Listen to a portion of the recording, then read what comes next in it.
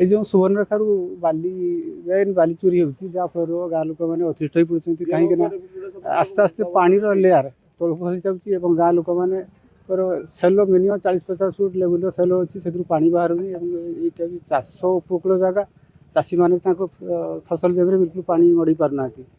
ଦ୍ୱିତୀୟ କଥା ହେଉଛି ନଦୀର ଯେତେ ଡିପ୍ ହେଉଛି ତାର କୂଳ ସେତେ ଧସି ଯାଉଛି ଯାହାଫଳରେ ଦିନେ ଦିନେ ଏ ଗାଁ ହୁଏତ ସେ ନଦୀ ଗର୍ଭକୁ ଯିବାର ଯଥେଷ୍ଟ ସମ୍ଭାବନା ଅଛି।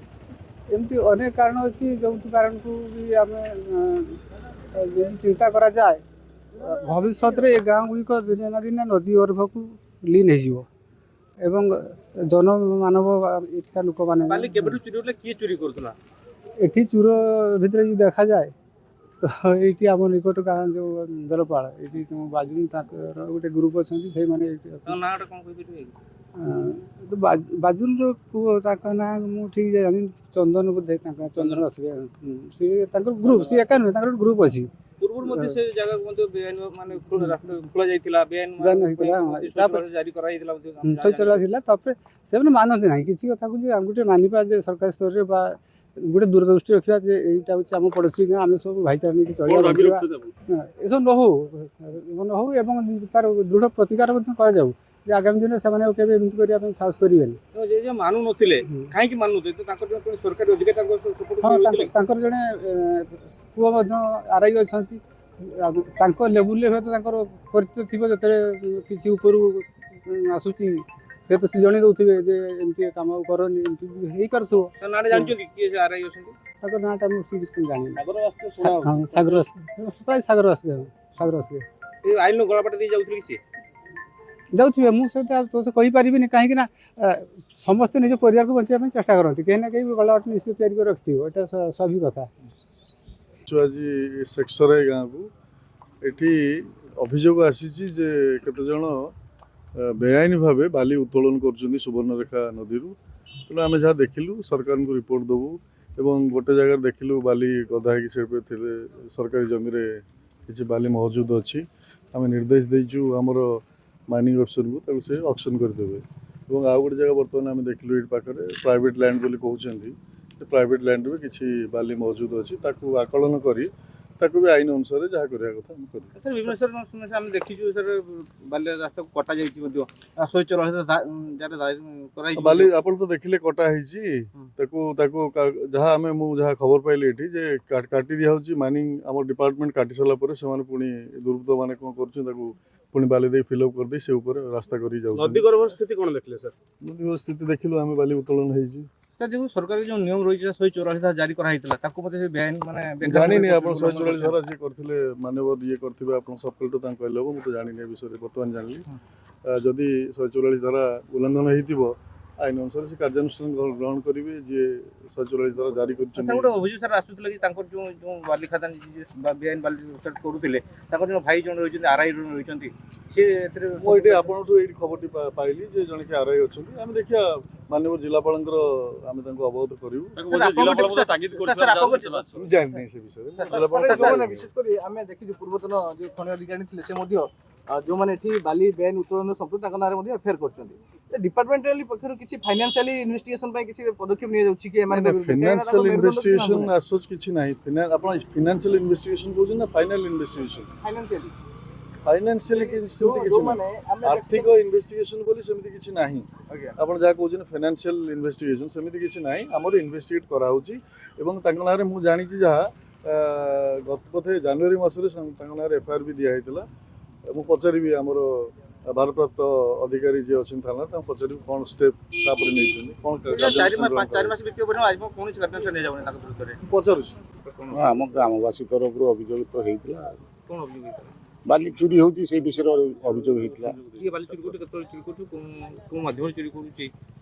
ଚୋରି ତ ରାତିରେ ହଉଥିଲା ଏବେ ବନ୍ଦ ଅଛି କିଛି ଦିନ ହେଲା ଯେଉଁ ପେପର ଆଉଟ୍ ହେଲା ପରେ ବନ୍ଦ ଅଛି କିଛି ଦିନ ହେଲା ପାଖାପାଖି 15-20 ଦିନ ହେବ ବନ୍ଦ ଅଛି। କେତେ ଦିନ ଚାଲୁଥିଲା ବାଲି ରାତିରେ ଚୋରି ହେଉଥାଏ କେବେଠୁ ଚାଲୁଥିଲା କେତେ ବର୍ଷ ଧରି ଚାଲୁଥିଲା? ଏ 2-3 ବର୍ଷ ଧରି ଚାଲିଛି। କେତେ ଟଙ୍କାର ବାଲି ଅନୁମାନ ଚୋରି କରି ସେଟା ଆକଳନ ଅଫିସର କରିବେ ଆମେ କେମିତି କହିବା କେତେ କ'ଣ ହେଉଛି। ବାଲି ଗୁଡ଼ା କୁଆଡ଼େ ଯାଉଥିଲା ଚାଲାଣ କୁଆଡ଼େ ହେଉଥିଲା ଗଚ୍ଛିତ ହେଉଥିଲା ନା ଚାଲାଣ? ଗଚ୍ଛିତ ହେଉଥାଏ ବିକ୍ରି ବି ହେଉଥାଏ।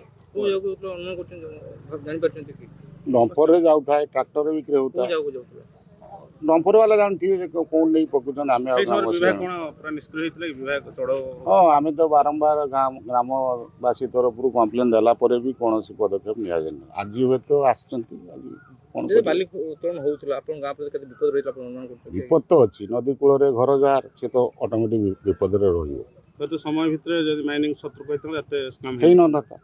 ଦେଖନ୍ତୁ ଏଇଟା ବେଲପଲଟା ଆମ ମହମରଙ୍ଗପାଟଣା ପଞ୍ଚାୟତର ଗୋଟେ ନଦୀ ବେଲ୍ଟ ଗାଁଟା, ଗୋଟେ ପଡ଼ା ଗ୍ରାମଟା ଏବଂ ୟା ସଙ୍ଗରେ ମଧ୍ୟ ଏ ପଞ୍ଚାୟତରେ ଆହୁରି ବହୁ ଜାଗାରେ ମଧ୍ୟ ଏଭଳିଆ ବେଆଇନ କାମ ଚାଲିଛି।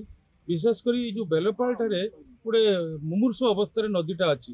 ସେ ନଦୀର ଗତି ପଥ ପରିବର୍ତ୍ତନ ହେଇଗଲାଣି ଅଲରେଡ଼ି, କିନ୍ତୁ ଯେ ଟାଇପ୍ର ବେଆଇନ ସେଠି ଉଠୁଛି ସରକାର ପାଖରେ ବାରମ୍ବାର ଦାବି ହେଉଛି। କଲେକ୍ଟର ଗ୍ରିଭେନ୍ସ ବି ଜନସାଧାରଣଙ୍କ ତରଫରୁ ଦିଆଯାଉଛି, ଗ୍ରାମବାସୀଙ୍କ ତରଫରୁ ଦିଆହେଉଛି।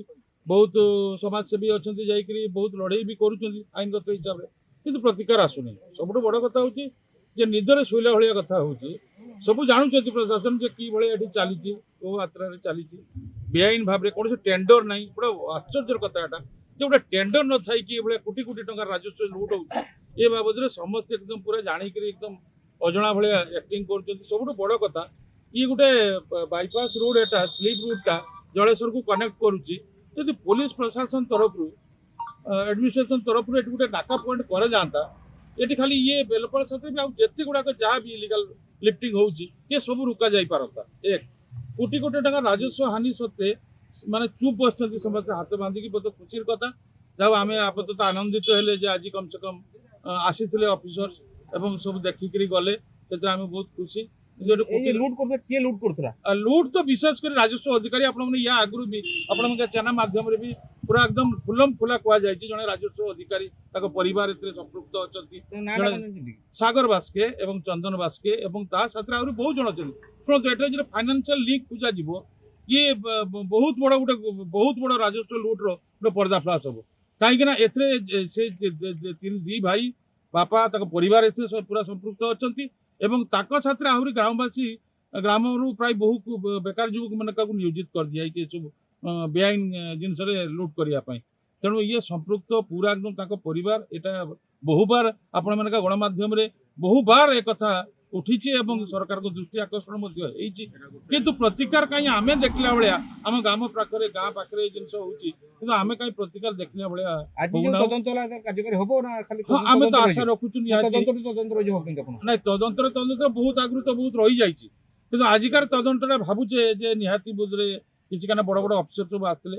ତ ମୁଁ ଭାବୁଛି କି ସରକାରଙ୍କ ଆଖିକି ଏଟା ଦେଖାଯିବ ଏବଂ ସରକାରଙ୍କ ଦୃଷ୍ଟିଗୋଚରକୁ ଆସିବ। ଅଫିସରଙ୍କ ମାଧ୍ୟମରେ ଯଦି ପ୍ରଭାବ ପଡ଼ିବ ତାହେଲେ ହয়তো ଇଏ ଖାଲି ଲୁଟ୍ ସାଥିରେ ପ୍ରଦୂଷଣ। ଆପଣ ଗାଁରେ ଚାଲି ଯାଆନ୍ତୁ, ଏଇ ଯେଉଁ ବର୍ଷା ଟିକେ ହେଲା ବେଳେ ଗଛ ଗୁଡ଼ା ତ୍ରାହି ତ୍ରାହି ହେଉଛନ୍ତି। ଯେଉଁ ଟାଇପ୍ର ରାସ୍ତାଘାଟ ପ୍ରଦୂଷିତ ହେଉଛି ବେଆଇନ ବାଲା ଖାଦାନ ଦ୍ୱାରା, ସେ ଯେଉଁ ଧୂଳି ଉଡ଼ୁଛି, ରାତି ତମାମ ଯେଉଁ ଗାଡ଼ିର ଶବ୍ଦ, ବିକଟାଳ ଶବ୍ଦ, ପିଲା ଛୁଆ ଶୋଇ ପାରୁନାହାନ୍ତି, ବୃଦ୍ଧ ଲୋକ ଶୋଇପାରୁ, ବୟସ୍କ ଲୋକ, ଆଜମା ପେସେଣ୍ଟ, ମୁଁ ଜଣେ ଆଜମା ପେସେଣ୍ଟ, ଆମେ ଧୂଳି ଧୂଆଁରେ ପୁରା ଏକଦମ ଜର୍ଜରିତ ହେଇଗଲାଣି ଏବଂ ବହୁତ ରୋଗୀ, ଯକ୍ଷ୍ମା ରୋଗୀ ସୃଷ୍ଟି ହେଉଛନ୍ତି, ଆଜମା ରୋଗୀ ସୃଷ୍ଟି ହେଉଛନ୍ତି। ପୁରା ଧୂଳିରେ ରାସ୍ତାଘାଟ ପୁରା ଭର୍ତ୍ତି। ତେଣୁ ଏ ବେଆଇନ କାର୍ଯ୍ୟକୁ ବନ୍ଦ କରିବା ପାଇଁ ପ୍ରାୟ ସରକାର ପଦକ୍ଷେପ ନେବେ। ଆଜିକାର ଯେଉଁ ସାର୍ମାନେ ଆସିଥିଲେ ସେ ସାର୍ମାନଙ୍କ ଦ୍ୱାରା ଯଦି ସରକାରଙ୍କ ଉପରେ କିଛି ଚାପ ପଡ଼ିକିରି ଯଦି ହେବ ତ ଇଏ ବେଆଇନ ଜିନିଷ ଲୁପ୍ତ ହେବ। ଏଥିରେ ମାନେ ସମ୍ପୂର୍ଣ୍ଣ ଭାବରେ ଗୋଟେ ପରିବାର ତାର ଜଣେ ରାଜସ୍ୱ ଅଧିକାରୀ ବି ମାଷ୍ଟର ମାଇଣ୍ଡ ପୁରା ଫୁଲ୍। ଏ କଥା ବାରମ୍ବାର ଯେ ଗଣମାଧ୍ୟମରେ ଏ କଥାକୁ ଆସିଛି ମଧ୍ୟ, କିନ୍ତୁ ତାକୁ ଦୃଷ୍ଟିକୁ ନିଆଯାଉନି। କ'ଣ ପାଇଁ ନିଆଯାଉନି, କାହିଁକି ନିଆଯାଉନି? କୋଟି କୋଟି ଟଙ୍କା ରାଜସ୍ୱ ଲୁଟୁଛନ୍ତି କିନ୍ତୁ କିଛି ଆକ୍ସନ୍ ନାହିଁ। ଆମେ ଆଶା ରଖୁଛୁ ଯେ ନିଶ୍ଚିତ ସରକାର ୟା ଉପରେ ପଦକ୍ଷେପ ନେବେ।